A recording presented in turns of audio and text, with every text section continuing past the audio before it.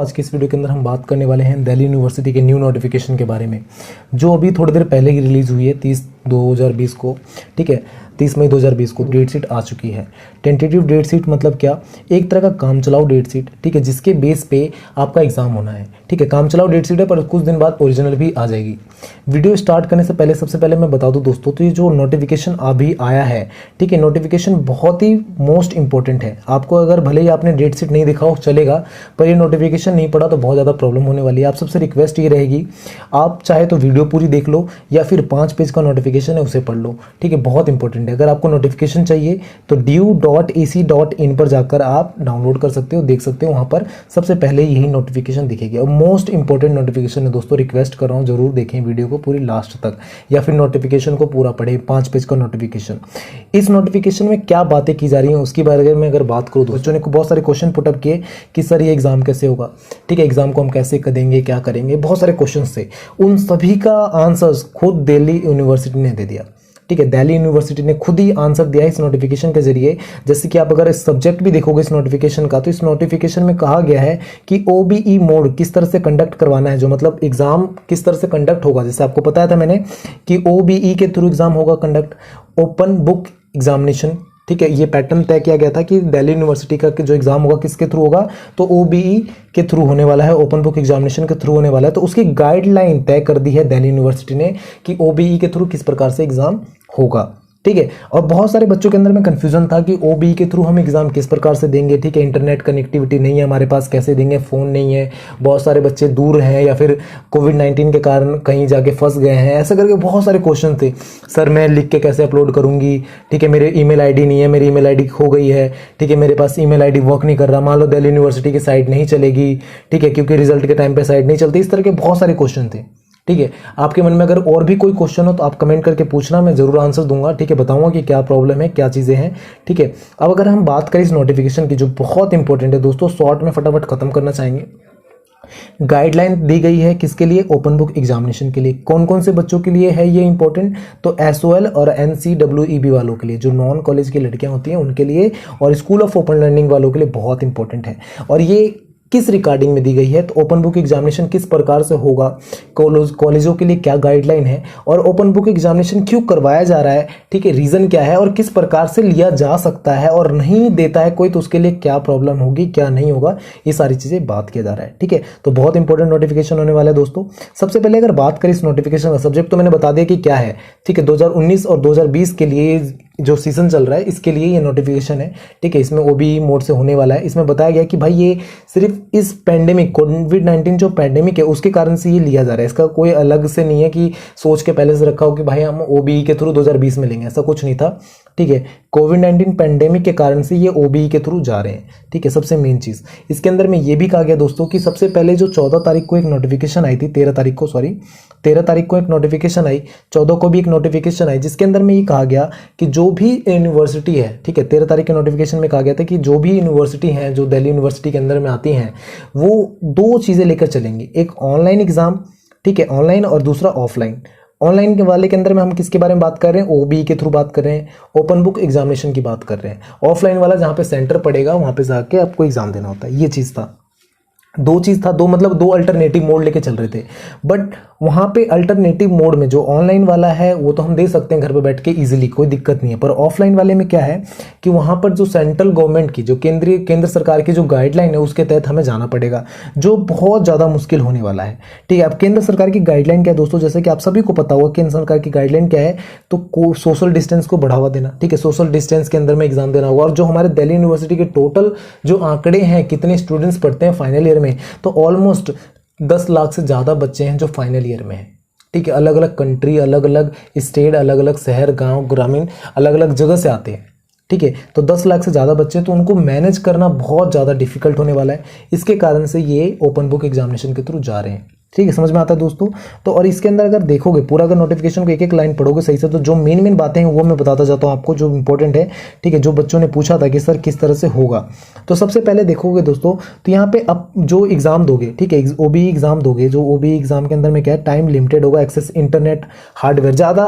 बहुत सारे बच्चे क्या करते हैं, सर इंटरनेट अच्छा नहीं चलता मेरे यहाँ पे, ठीक है, इंटरनेट उतना तेज नहीं है, मेरे फ़ोन उतना अच्छा नहीं है। तो इसमें कहा गया कि ज़्यादा खास आपको जरूरत नहीं है, इक्विपमेंट्स की जरूरत नहीं है आपको। ये नहीं है कि एप्पल का फ़ोन होगा, ठीक है, आईफोन खरीद के लाओगे तभी आप दे पाओगे, ऐसा कुछ नहीं है। आपका सिंपल फ़ोन से भी आप एग्जाम दे सकते हो, कोई दिक्कत नहीं है। आपके ईमेल पे ही क्वेश्चन पेपर आएगा, ठीक है, और जो भी होगा उसको अपलोड करना है, स्कैन करके अपलोड करना है, ठीक है, इस तरह से। और जो भी अपलोडिंग सीट के आफ्टर कंप्लीशन एग्जाम आपको अपलोड कर देना है, ठीक है। कम से कम टाइम लगेगा सिर्फ अपलोड और करने में, कुछ एमबी और कुछ मतलब मान लो एमबी का खर्च होगा, 20-25 एमबी मान के चलो, ज़्यादा नहीं।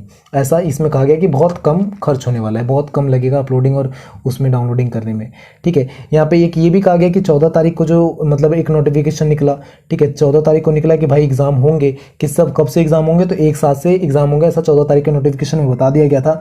और 19/5/2020 को एसओएल ने और एनसीडब्ल्यूबी ने क्या किया, अपना डेट शीट भी, टेंटेटिव डेट शीट भी डाल दी, जो मैंने सुबह में ही मॉर्निंग में वीडियो डाली कि क्या डेट शीट है, कैसे हुआ। तो जो डेट शीट रिलीज की गई है उसी के बेस पे आपका एग्जाम होने वाला है, उससे कोई अलग नहीं होने वाला, कुछ और नहीं है, ठीक है। जो डेट शीट रिलीज की गई है उसी पे बेस पे होगा, बस ये टेंटेटिव डेट शीट है। एक और डेट शीट आएगी जिसे हम ओरिजिनल डेट शीट कहते हैं, थोड़ी बहुत चेंजेस के साथ, थोड़ा बहुत चेंजेस होगा कि हाँ ये वाला टाइमिंग ये है, ये वाला एग्जाम का डेट ये नहीं ये है, ठीक है, बट एग्जाम होगा, ठीक है। बहुत सारे बच्चों के कंफ्यूजन थे ना कि एग्जाम होगा या नहीं होगा, तो होगा और कंफर्म है कि अब ओपन बुक एग्जामिनेशन ही होगा। अब देखो दोस्तों, तीसरे पॉइंट पे आते हैं हम। कई सारे बच्चों के क्वेश्चन थे कि सर मैं एक्स स्टूडेंट हूँ। एक्स स्टूडेंट मतलब क्या, कि भाई मैं बैक आई हुई थी, मैं पास कर चुका हूँ, ग्रेजुएट हो चुका हूँ, पर मैं एक्स हूँ, मतलब 3 साल का कोर्स था मेरा, खत्म हो गया कोर्स, पर मेरे कुछ सब्जेक्ट में बैक थी, अब मैं एक्स स्टूडेंट हूँ, बैक आई हुई है, मैं क्या करूँ, ठीक है, मेरा एग्जाम होगा या नहीं होगा। या फिर मैंने सर इंप्रूवमेंट भरी है, मैं तो बिल्कुल सही से नंबर से पास हो गया था सर, पर मेरे एक सब्जेक्ट था जिसके अंदर मैंने इंप्रूवमेंट भर दी, अब मेरा एग्जाम होगा या नहीं होगा। तो दोस्तों जो भी एक्स स्टूडेंट है, जो भी है, चाहे इंप्रूवमेंट भरा हो, सबका एग्जाम होगा, ठीक है। कब होगा, तो शेड्यूल डेट शीट एग्जामिनेशन, जो आपका एग्जामिनेशन डेट शीट आया, शेड्यूल आया, उसी के बेस पे होगा, कोई चेंजेस नहीं होंगे। सिर्फ फाइनल ईयर वालों के, मैं फाइनल ईयर वालों की बात कर रहा हूँ, दोबारा से रिपीट करूँ तो यहाँ पे मैं सेकंड ईयर फर्स्ट ईयर वालों की बात नहीं कर रहा। अगर कोई स्टूडेंट थर्ड ईयर में है और उसकी बैक है सेकंड ईयर में, तो भी एग्जाम होगा सेकंड ईयर के बेस पे, ठीक है, सेकंड ईयर के बेस पे होगा। ऐसा नहीं कि सेकंड ईयर वालों को अलग से बुलाया जाएगा, ऐसा कुछ नहीं। थर्ड ईयर वालों में जिस सेकंड ईयर का बैक है उसका एक साथ एग्जाम ले लिया जाएगा, समझ में आता है। अगर सेकंड ईयर वाले का बैक है फर्स्ट ईयर में, तो उसका एग्जाम अभी कुछ तय नहीं है, पर थर्ड ईयर में है वो स्टूडेंट, या थर्ड ईयर पास कर चुका है, उसका सेकंड ईयर में बैक है, ठीक है, वो एक्स स्टूडेंट है और सेकंड ईयर में उसका बैक है, तो वो भी एग्जाम देगा, ठीक है, समझ में आता है। आई होप सो आपको समझ में आ रहा हो दोस्तों। कई सारे बच्चों के ईआर आई हुई है, बैक आई हुई है, ठीक है, बैक वालों का भी एग्जाम देंगे। और देखो इसमें सेमेस्टर वाइज, जैसे कि आपने देखा होगा सीबीसीएस, जो आपका क्रेडिट बेस्ड सिस्टम के हिसाब से जो चल रहा था, आपका सिलेबस चल रहा था, जो एनसीडब्ल्यूई वाले बच्चे हैं या रेगुलर वाले बच्चों को देखा होगा आपने कि वहाँ पे 6 सेमेस्टर लगाए जाते हैं, ठीक है, 6 सेमेस्टर होते हैं। तो यहाँ पे कहा गया कि जो आपका ईआर होगा वो 6 सेमेस्टर के बेस पे लिया जाएगा, ठीक है, जो भी एग्जाम होंगे 6 सेमेस्टर बेस पे लिया जाएगा। और अगर मान लो कोई और भी स्टूडेंट्स है, जो भी है जैसा भी है, तो 6 सेमेस्टर के बेस पे ही फाइनल ईयर के स्टूडेंट का एग्जाम होगा, ठीक है, 6ठे सेमेस्टर के बेस पे, समझ में आता है। तो कहता है कि the students who are final year, मतलब 6 सेमेस्टर के बेस पे ही एग्जाम होगा, ठीक है। और इंप्रूवमेंट अगर उन्होंने भरा है तो 4 सेमेस्टर के बेस पे लिया जाएगा, 5th सेमेस्टर का कोई रूल नहीं है यहाँ पे, ठीक है। Can appear improvement papers in a 4 semester only. अगर मान लो कोई स्टूडेंट्स है जो फाइनल ईयर में है, ठीक है, तो अगर वो इंप्रूवमेंट भरना चाहता है तो सिर्फ 4th सेमेस्टर का ही भर के दे सकता है एग्जाम, समझ में आ रहा है। अगर मान लो मैं अभी 6 सेमेस्टर चल रहा है मेरा, मैं चाहता हूँ कि मैं एक इंप्रूवमेंट भरूँ पिछले पेपर का, तो मैं पिछले में नहीं भर सकता, 4th सेमेस्टर का इंप्रूवमेंट भर के मैं एग्जाम दे सकता हूँ, कोई दिक्कत नहीं है, ठीक है। आगे देखते हैं दोस्तों, जो बहुत इंपॉर्टेंट नोटिस है, अगर आप सही से नहीं पढ़े हो तो बहुत सारी चीज़ें प्रॉब्लम देने वाली हैं आपको, ठीक है, तो सही से पढ़े, सही से जाने कि क्या कहा गया इसके अंदर में। तो यहाँ पे जैसे कि दोस्तों देखोगे तो एग्जाम्पल दिया गया कि जो भी सेमेस्टर होंगे अटेम्प्ट किया जाएगा जनवरी 2000, मतलब अगर मान लो कोई बच्चा है, ठीक है, वो ओबीई में नहीं दे पाता है, ठीक है, इंप्रूवमेंट चाहता है, जैसे मान लो मैंने ओबीई का एग्जाम हो गया, ठीक है, ओपन बुक एग्जामिनेशन मैंने दे दिया, सबमिट कर दिया, अब मैं अपने नंबर से सेटिस्फाई नहीं हूँ, जो भी नंबर आया, जैसे मान लो अभी 1 जुलाई से एग्जाम है, ठीक है, तो एग्जाम होने के बाद मेरे नंबर से सेटिस्फाई नहीं हूँ, तो अब मैं क्या करूँ, तो मैं क्या कर सकता हूँ कि वेट कर सकता हूँ दोबारा से इंप्रूवमेंट के लिए। इंप्रूवमेंट कब भरा जाएगा, तो जनवरी में भरा जाएगा, ठीक है। इसको 2 सेमेस्टर में बांट दिया गया है, ऑड ठीक है, ऑड सेमेस्टर और इवन सेमेस्टर। ठीक है, इवन सेमेस्टर में ऑड इवन जैसे केजरीवाल ने चलाया था ना, ऑड इवन, ऑड नंबर की गाड़ियां और इवन नंबर की गाड़ियां, सेम इस तरह से सेमेस्टर को भी ऑड और इवन में बांट दिया गया है। ऑड सेमेस्टर कब स्टार्ट होगा, तो जनवरी में स्टार्ट होगा 2021 में, और इवन सेमेस्टर मई और जून 2021 में स्टार्ट होगा। ठीक है, तो अगर मान लो आपने ओबी से एग्जाम दे दिया और अपने नंबर से सेटिस्फाई नहीं हो, तो आप ऑड सेमेस्टर 2021 में अप्लाई कर सकते हो दोबारा से इंप्रूवमेंट के लिए, या फिर इवन सेमेस्टर मई और जून में आप अप्लाई कर सकते हो इंप्रूवमेंट के लिए दोबारा से। समझ में आता है दोस्तों? तो बहुत मोस्ट इंपॉर्टेंट है ये जानकारियाँ सारी। ठीक है, अगर आपका कोई भी दोस्त भी हो जिनको ये नोटिफिकेशन नहीं मिला है, जिनको ये जानकारी नहीं मिली, तो उसको भी ये डेट शीट, ये मतलब नोटिफिकेशन शेयर करें, उसको बताएं। ठीक है, और देखो दोस्तों यहाँ पे बताया गया है कि मतलब जो भी इंश्योर कर लें, जो भी फील्ड आपका एग्जामिनेशन फॉर्म सब इंश्योर कर लें भाई, पक्का हो जाए कि एग्जामिनेशन फॉर्म भरा है या नहीं भरा है। तो दोस्तों आप सबसे एक रिक्वेस्ट रहने वाली है इस वीडियो के थ्रू, और मेरी आप सबसे उम्मीद है कि आप शायद मेरी बातों को मानोगे भी। जो भी SOL के स्टूडेंट हैं, चाहे NCEEB के स्टूडेंट हैं, एक बार प्लीज़ अपनी ऑफिशियल साइट पे जाएं, वहाँ पे एग्जामिनेशन फॉर्म भरने के ट्राई जरूर करें एक बार। ठीक है, जैसे कि मैं बताऊं दोस्तों, तो SOL में क्या होता है कि एडमिशन फॉर्म को ही एग्जामिनेशन फॉर्म बोला जाता है, बट फिर भी आज का जो समय है वो बहुत ज़्यादा विपरीत है। ठीक है, हमारी नॉर्मल परिस्थिति से। तो एक बार जरूर जाके ट्राई करें, क्या पता एग्जामिनेशन फॉर्म ही हो। ठीक है, आपके लिए यूज़फुल भी हो सकता है। ठीक है, एक बार ट्राई जरूर करें, कुछ उसमें जाना नहीं, आपका इतना ज़्यादा इंटरनेट लगेगा नहीं, कुछ होगा नहीं, एक बार जरूर ट्राई करें। ठीक है, बहुत अच्छा रहने वाला है। देखो, हॉल टिकट भी मिल जाएगा आपको, admission ticket set be sent students by the college E mode. आपका जो हॉल टिकट है या फिर जो भी है, जैसे NCEE वालों का क्या होता था, कॉलेज में जाकर उनका एग्जामिनेशन का हॉल टिकट मिलता था। ठीक है, एग्जामिनेशन का रोल नंबर वहाँ पे कॉलेज में मिलता था। पर अब की यहाँ पे क्या कहा जा रहा है कि जो भी कॉलेजेस हैं वो क्या करेगी, ई मोड के थ्रू आपका हॉल टिकट या फिर एडमिशन टिकट सेंड कर देगी। ठीक है, जो एडमिशन है एग्जामिनेशन टिकट होता है उसको सेंड कर देगी, जिसके बेस पे हम एग्जाम देने जाते हैं। पर सोल का क्या होता है, तो ऑनलाइन ही आता है, उसमें कोई दिक्कत ही नहीं है। ठीक है, अब देखो बहुत सारे बच्चों का ये भी था कमेंट था, क्वेश्चन था कि सर मेरा तो ना मैसेज नहीं आता, सर मेरा फ़ोन ख़राब है, या फिर ईमेल मेरा खो गया है, ईमेल आईडी नहीं है। तो दोस्तों जिसकी ईमेल आईडी खो गई है वो अपने फी रिसिप्ट में जाए, वहाँ पे ईमेल आईडी का ऑप्शन होगा। और कई सारे बच्चे ये कह रहे हैं, वो बेवकूफ़पना है। ठीक है, कई सारे बच्चे ये कह रहे हैं कि सर मेरे बिना ईमेल आईडी का एडमिशन हुआ है। तो दोस्तों मैं बता दूं आपको, तो बिना ईमेल आईडी का एडमिशन होना पॉसिबल नहीं है। अगर हुआ भी है तो आप एक बार दोबारा जाओ, अपनी सोल की आईडी डैशबोर्ड ओपन करो, डेस्कबोर्ड जो आपका स्टूडेंट डेस्कबोर्ड है उसको ओपन करो, वहाँ पे एडिट का ऑप्शन होता है, आप मेल आईडी अपनी चेंज कर सकते हो। ठीक है, पहली चीज़। और दूसरी चीज़, जैसे कि यहाँ पे बताया गया इस यहाँ पे कि जो भी है, जो भी मतलब कॉलेज है वो आपको कांटेक्ट करेगा। ठीक है, ऑफिशियल मेल के थ्रू, SMS के थ्रू, मैसेजिंग के थ्रू, मैसेजिंग ऐप जैसे व्हाट्सएप के थ्रू कांटेक्ट कर सकते हैं। ठीक है, आपको इन्फॉर्मेशन दे सकते हैं स्टूडेंट्स को। जो भी स्टूडेंट्स है, जो भी उनका रिलेटेड कॉलेज है, वो आपको किसी भी तरीके से कांटेक्ट करेंगे। ठीक है, ईमेल के थ्रू आपको मेल भी आएगा, मैसेज भी आएगा। अगर फिर भी नहीं हो पाता है, कुछ प्रॉब्लम आती है, तो व्हाट्सएप जैसे जो ऐप है, एप्लीकेशन है, मैसेजिंग ऐप है, उनके थ्रू भी आपको कांटेक्ट किया जाएगा। ठीक है, सोचो इतना आपके लिए किया जा रहा है दिल्ली यूनिवर्सिटी के द्वारा। और दोस्तों देखो, बहुत सारे बच्चों के ये भी थे भाई क्वेश्चन कि सर मैं तो ऐसी जगह पर रहता हूँ जहाँ पे ना इंटरनेट कनेक्टिविटी है ही नहीं, अब मैं क्या करूँ, मैं गांव में चला गया हूँ सर, बीहड़ में। बीहड़ समझते हो, एकदम जंगल झाड़, वहाँ पे कुछ भी नहीं है। तो दोस्तों यहाँ पे भी एक नया चीज़ आ गया, CSS क्या होता है, कॉमन सर्विस सेंटर। आपने अगर DD नेशनल देखते होगे तो वहाँ पे अक्सर बताया जाता है कि हमारे भारत सरकार ने, ठीक है, पूरे गाँव में, ग्रामीण इलाकों में बहुत सारे CSS बनाए, कॉमन सर्विस सेंटर, जहाँ पे एक तरह का सिस्टम होता है, साइबर कैफे होता है। ठीक है, वहाँ पे जाकर आप अपना एग्जाम दे सकते हो। उसमें करना क्या है, तो आप अपने CSS सेंटर में जाओ, जो भी आसपास का हो, उसको प्रिंट आउट मांग लो अपने क्वेश्चन पेपर का, जो भी टाइमिंग जिस टाइम पे है, वहाँ पे बैठकर आप अपना एग्जाम दो, वापस से वहीं पर अपलोड करवा दो। ठीक है, इतना कर सकते हो, ये ऑप्शन दिया है। ठीक है, और CSS की जानकारी कैसे मिलेगी, तो नियरेस्ट लोकेशन का होगा, रेजिडेंट का, वो नीचे भी मैं बताऊंगा कि किस तरह से आपको CSS की जानकारी मिल जाएगी, जो बच्चे वहाँ पे फंसे हुए हैं। बहुत सारे बच्चे हैं दोस्तों कि जो दिल्ली में रह रहे थे लॉकडाउन के कारण, अब क्या हुआ कि वो पलायन कर गए, दूसरी जगह चले गए। ठीक है, बिहार, UP, जहाँ से भी आए थे वो वहाँ वापस चले गए, तो उनके वहाँ पर प्रॉब्लम है, मैं समझ सकता हूँ। तो उसके लिए कहा गया है कि CSS के बेस पे भी वो एग्जाम दे सकते हैं। ठीक है, CSS मतलब कोई भी कॉमन सर्विस सेंटर जाएं या फिर साइबर कैफे में जाएं, कुछ देर का टाइम है। ठीक है, वहाँ पे बैठकर आराम से अपना डाउनलोड करें। ठीक है, उसके हिसाब से दे सकते हैं। कितने देर का एग्जाम होगा, सारा कुछ अभी नीचे मैं बताने वाला हूँ। ठीक है, और यहाँ पे देखो दोस्तों, क्वेश्चन पेपर का क्या है, तो यहाँ पे क्वेश्चन पेपर जो है डिज़ाइन मतलब बताया जा रहा है कि एग्जामिनेशन ब्रांच के द्वारा डेट शीट नोटिफाई किया जाएगा। ठीक है, स्टूडेंट्स क्या कर सकते हैं, डिज़ाइन कर दिया गया, पोर्टल पे डाल दिया जाएगा डेट शीट को, और वहीं से हमें डाउनलोड करना पड़ेगा। जो एग्जामिनेशन पोर्टल होगा, ठीक है, उसी पे क्वेश्चन पेपर को डाला जाएगा, वहाँ से हम डाउनलोड करेंगे। ठीक है, एग्जामिनेशन पोर्टल पर, ठीक है, ध्यान से दोस्तों, एग्जामिनेशन पोर्टल पर डिज़ाइन करके वो डाला जाएगा, डेट शीट शेड्यूल जो भी है उसी को हम वहाँ से डाउनलोड करेंगे क्वेश्चन पेपर को, और एग्जामिनेशन ब्रांच के द्वारा वहीं से हमें लीड किया जाएगा, ठीक है। और देखते हैं आगे दोस्तों क्या क्या चीज़ें के बारे में बात किया जा रहा है।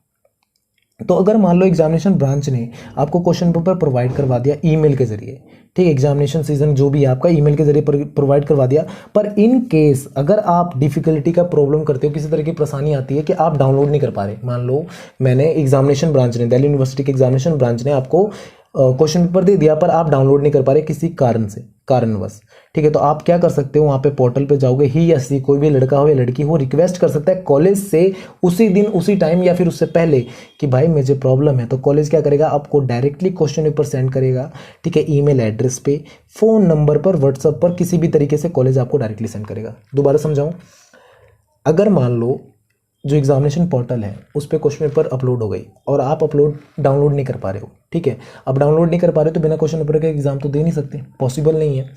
तो कॉलेज को अगर आप इन्फॉर्म करते हो कि सर ऐसी मैं प्रॉब्लम फेस कर रहा हूँ, तो कॉलेज क्या करेगा, आपके ईमेल एड्रेस पे या फिर आपके फ़ोन नंबर पे या फिर व्हाट्सअप पे या फिर मैसेज के थ्रू जैसे भी हो वो आपको क्वेश्चन पेपर प्रोवाइड करवाएगा, ठीक है, डायरेक्टली, समझ रहे हो। तो ये भी ऑप्शन दिया गया है। और आगे देखते हैं दोस्तों जो बहुत इंपॉर्टेंट बातें हैं, यहाँ पर क्या कहा गया है कि सिमिलरी केस के अंदर में ना, मतलब स्टूडेंट्स जो है अवेलेबल नहीं है, मतलब एबल नहीं है कि अपलोड जो, मतलब बहुत सारे स्टूडेंट्स समर्थ नहीं है कि वो अपलोड कर सके आंसर सीट को, ठीक है, पोर्टल पे, तो वहाँ पे वो क्या कर सकते हैं, पीडीएफ बनाकर send the PDF of format of design email address, जो भी ईमेल एड्रेस बताया जाएगा, जिस ईमेल एड्रेस के थ्रू आपको मान लो क्वेश्चन पेपर मिला है या जो भी जैसे भी ईमेल एड्रेस बताया गया है उस ईमेल एड्रेस पे भी वो पीडीएफ दे सकते हैं, ठीक है, पीडीएफ दे सकते हैं। पर ये एक सबका टाइम लिमिट होगा, ऐसा नहीं है कि आप आज लिख लो कल जाके सेंड कर दो, ऐसा कुछ नहीं, एक टाइम लिमिट के अनुसार ही वो कर सकते हैं। ईमेल एड्रेस दिया जाएगा कॉलेज के द्वारा, ठीक है, वो सारा उसी के ऊपर भेज सकते हैं। इन केस ऑफ इमरजेंसी, ऐसा नहीं है कि सारे बच्चे वही करें,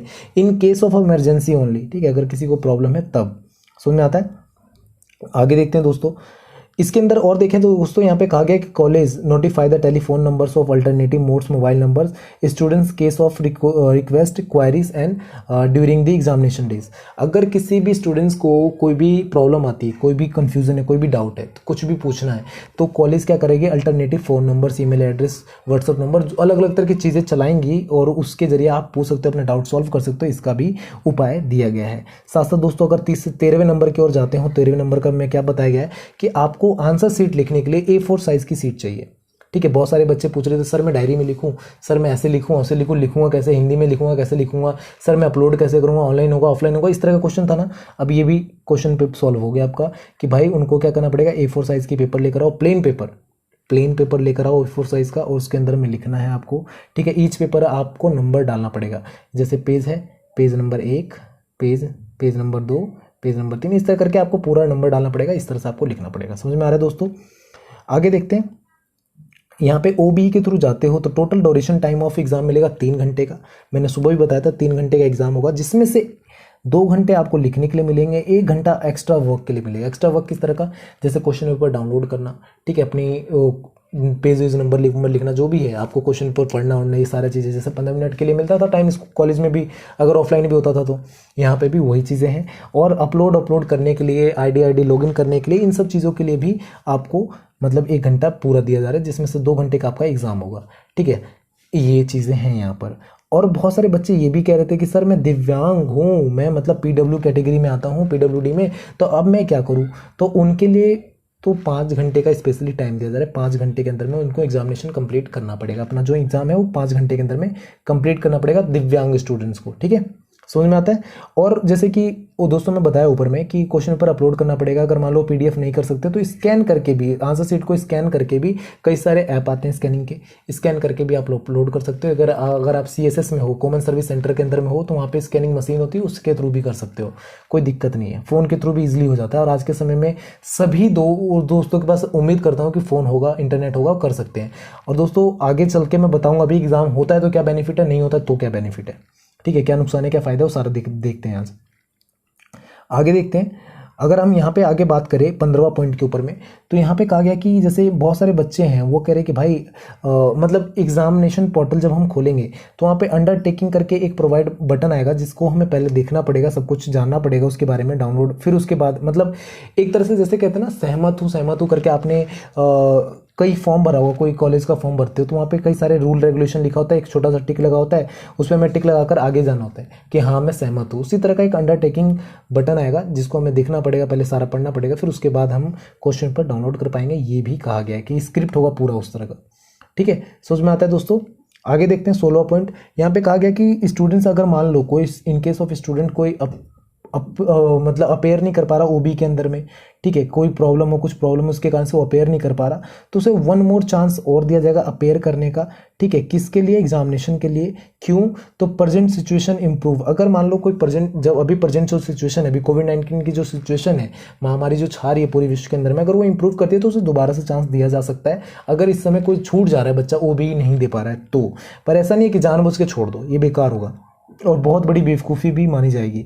ठीक है, the fresh date sheet will be filling bill the examination form of the outside students, मतलब जो भी आने वाले टाइम में जो भी एग्जामिनेशन होंगे ना वो उसके लिए हिसाब से, जैसे सितंबर 2020 का टाइमिंग दिया गया है कि सितंबर 2020 तक, अभी जैसे जून जुलाई चल रहा है, ठीक है, अगर मान लो कोई समय छूट जाता है तो सितंबर तक में भी प्रोबेबली, मतलब उम्मीद है कि भाई ले सकते हैं। यहाँ पे उम्मीद के लिए प्रोबेबली यूज़ किया गया है कि भाई उम्मीद हो सके तो अच्छा, अगर रहा सब कुछ, माहौल अच्छा रहा, इन्वायरमेंट अच्छा रहा, तो आपका एग्जाम लिया जा सकता है। ठीक है, आगे देखते हैं दोस्तों।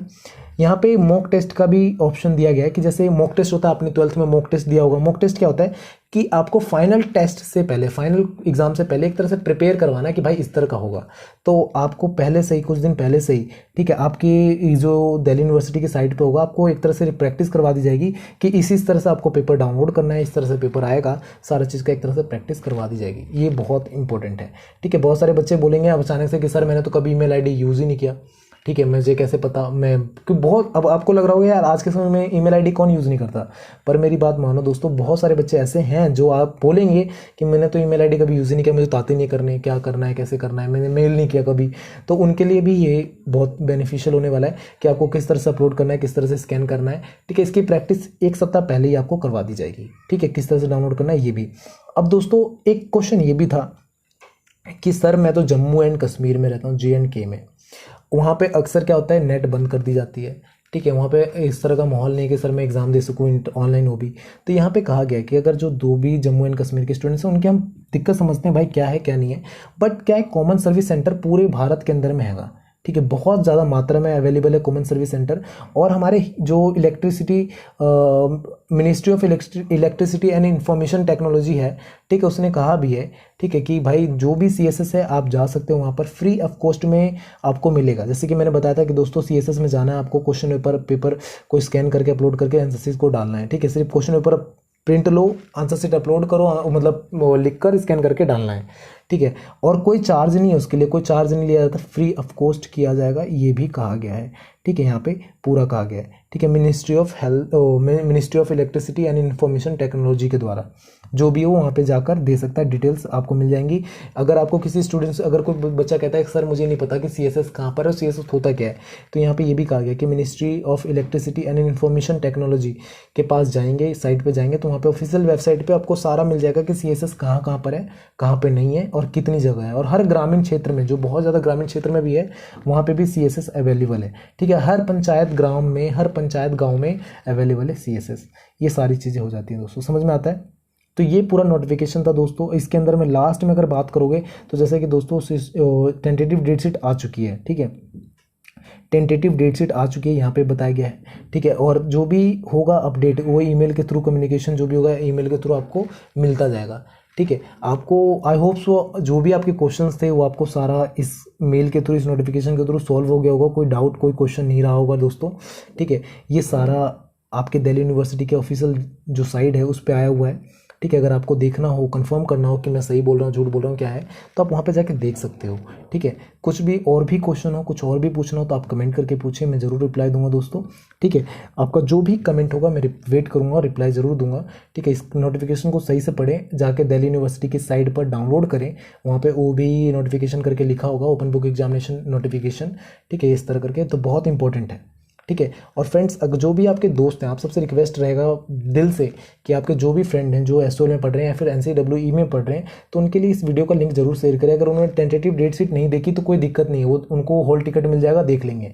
बट अगर ये नहीं पढ़ा तो बहुत ज़्यादा दिक्कत आएगा कि कौन किस इलाके में है, कैसी जगह पे है, कैसा उसका माहौल इन्वायरमेंट है, वो इसके थ्रू वो दे सकता है। अगर मान लो कोई बच्चे को प्रॉब्लम है कि सर मैं नहीं दे सकता, तो अगर कुछ देर पहले अगर वो कॉलेज को इन्फॉर्म करे तो उसके लिए कुछ सुविधा भी दी जा सकती है, जिसमें कहा भी गया है कि अगर मान लो कोई बच्चा है जिसका आंसर सीट अपलोड नहीं हो रहा, ठीक है, या फिर क्वेश्चन पेपर अपलोड नहीं हो रहा, क्वेश्चन पेपर डाउनलोड नहीं हो रहा, तो उसके लिए अगर वो पहले कॉलेज को इन्फॉर्म कर दे तो कॉलेज उसके लिए क्या कर सकता है, डायरेक्टली मैसेज कर सकता है, डायरेक्टली उससे कॉन्टैक्ट कर सकता है। ये सारी चीज़ें बताई गई है ऊपर, तो बहुत इंपॉर्टेंट है दोस्तों। प्लीज़ अपने दोस्तों को जरूर शेयर करें, रिक्वेस्ट है आप सभी से। एंड दोस्तों, अगर वीडियो हमारी अच्छी लगी तो लाइक शेयर सब्सक्राइब जरूर करें, रिक्वेस्ट ये भी है। तो thank you for watching, thank you for listening me, thank you for watching me, thank you so much friends, bye bye.